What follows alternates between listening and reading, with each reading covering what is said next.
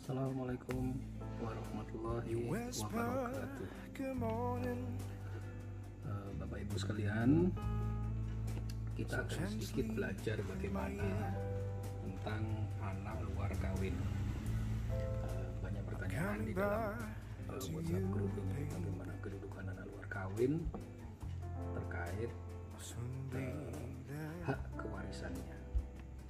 Nah, kita akan sedikit mengupas bagaimana kedudukan anak luar kawin dari sisi kewarisan, apakah dia berhak mewaris atau tidak. Nah, sebelum kita masuk ke arena pendidikan, bagaimana mengingat anak luar kawin ini juga punya pengaruh penting di dalam hal kewarisan, maka kita bisa melihat dahulu tentang apa sih yang dimaksud dengan anak luar kawin ya. Dari beberapa literatur yang telah saya baca dan juga terkait masalah kedudukan anak luar kawin ini, yang pertama yang dimaksud dengan anak luar kawin itu adalah anak yang dilahirkan oleh seorang perempuan yang tidak memiliki ikatan perkawinan yang sah dengan laki-laki dan juga telah dibenihkan anaknya itu di dalam rahimnya, sehingga anak tersebut mempunyai kedudukan yang sempurna di mata hukum seperti anak sah pada umumnya. Dengan kata lain, anak tidak sah adalah anak yang dilahirkan dalam suatu ikatan perkawinan yang sah, sedangkan anak yang tidak dilahirkan dalam suatu ikatan perkawinan yang sah ya, dengan pria itu disebut dengan anak luar kawin. Nah, Bapak Ibu sekalian, terkait dengan hak keperdataan dari anak luar kawin ini, maka harus dibuktikan dengan adanya pengakuan. Nah, pengakuan dari siapa? Karena adanya hubungan yang timbul antara anak dengan bapak ya, atau dengan ibu ya, yang telah mengakui bahwa dia adalah anaknya yang sah ya. Maka sesuai dengan pasal 280 KUH Perdata ya, namun jika tidak ada pengakuan ya, oleh seorang ayah terkait dengan adanya hubungan perkawinan ya, yang sah ini, maka menyangkut anak luar kawin ini ada satu keputusan yang bisa dilihat di dalam putusan Mahkamah Konstitusi ya, dengan nomor 46/PU/8/2010 terkait masalah anak luar kawin yang mempunyai hubungan perdata dengan ibunya ya, dan keluarga ibunya. Dalam hal ini kita lihat di dalam Undang-Undang Perkawinan. You whisper good morning so gently in my ear. I'm coming back to you, baby. I'll soon be there. I'll soon be there.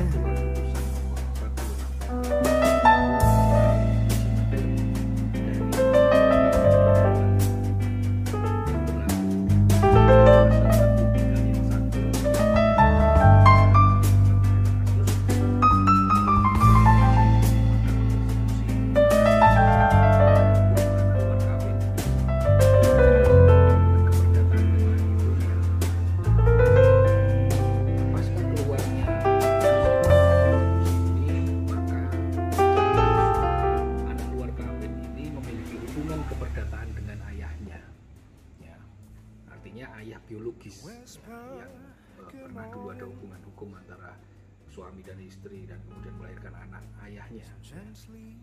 Nah, pembagian hak waris dari anak yang sah dengan anak yang diakui yuridis itu tentu sangatlah berbeda.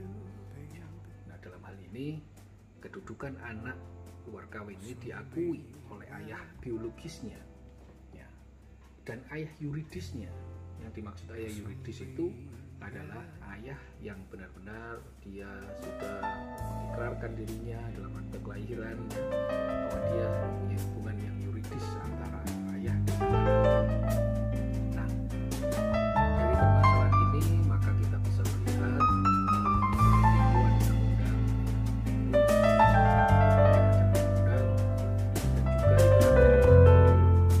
bisa kita gunakan dalam analisa masalah ini. Kita lihat berdasarkan pasal 272 KUH Perdata. Yang dimaksud dengan anak luar kawin ini dibagi menjadi dua, dalam arti yang luas dan juga dalam arti yang sempit. Nah, anak luar kawin dalam arti luas itu disebut sebagai anak zina, ya. Nah, atau anak sumbang. Dan anak luar kawin lainnya, ya, yang biasa di masyarakat sebagai anak zina, anak sumbang, atau penyebutan masyarakat yang lain. Sedangkan anak luar kawin dalam arti sempit ini artinya dia bukanlah termasuk anak zina dan anak sumbang. Anak luar kawin dalam arti sempit ini dapat dimaknai atau diakui, ya, sedangkan anak luar kawin di dalam Islam itu disebut sebagai anak zina. Nah, anak yang lahir di luar perkawinan menurut istilah ini di dalam aturan hukum perdata disebut sebagai Naturlichkeit atau anak alami. Nah, penggunaan istilah anak zina sebagai anak yang dilahirkan di luar perkawinan yang sah ini berbeda ketika kita kaji dengan hukum perdata. Karena di dalam aturan hukum perdata, ya, bahwa istilah anak zina ini adalah anak yang dilahirkan dari hubungan dua orang laki-laki dan perempuan yang bukan suami istri yang sah, ya, di mana salah satu atau keduanya terikat satu perkawinan dengan orang yang lain. Oleh sebab itu, anak luar kawin yang dimaksud dalam hukum perdata ini adalah anak yang dibenihkan dan dilahirkan di luar perkawinan. Istilah yang lain ini tidak dapat diartikan dengan anak zina. Menurut doktrin pakar, ya, Ali Afandi menyebutkan dalam bukunya yaitu hukum waris, hukum keluarga, dan hukum pembuktian, yang menyebutkan bahwa membagi golongan anak luar kawin ini atau pembagian golongan anak-anak ini, ya, saya ulang, pembagian golongan anak-anak ini ada tiga.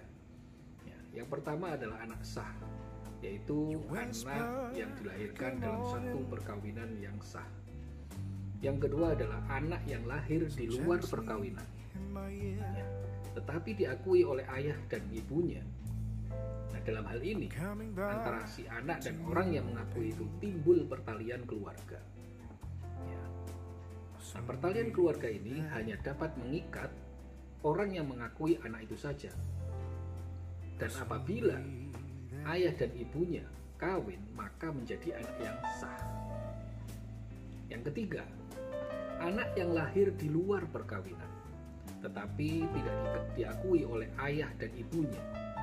Nah, anak ini menurut hukum tidak mempunyai ayah dan ibu, sehingga merupakan anak luar kawin yang tidak diakui.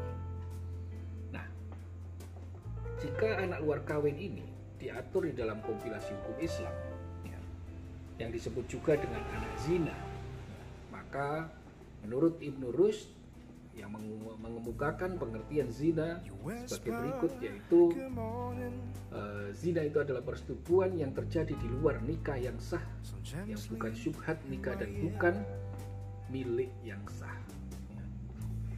Nah, dari anak zina ini terbagi menjadi dua, ya. Ini bisa kita lihat, yaitu zina muhson yang dilakukan oleh orang yang telah atau pernah menikah, dan zina ghairu muhson, yaitu yang dilakukan oleh orang yang belum pernah menikah, mereka berstatus perjaka atau perawan. Nah, kita melihat di di dalam ketentuan terkait masalah anak luar kawin ini, setelah adanya putusan MK yang menegaskan tentang pengujian pasal 43 ayat 1 Undang-Undang Perkawinan, yang menyatakan bahwasanya anak luar kawin atau anak luar nikah ya tidak hanya memiliki hubungan hukum dengan ibunya, tetapi juga memiliki hubungan hukum dengan ayah biologisnya.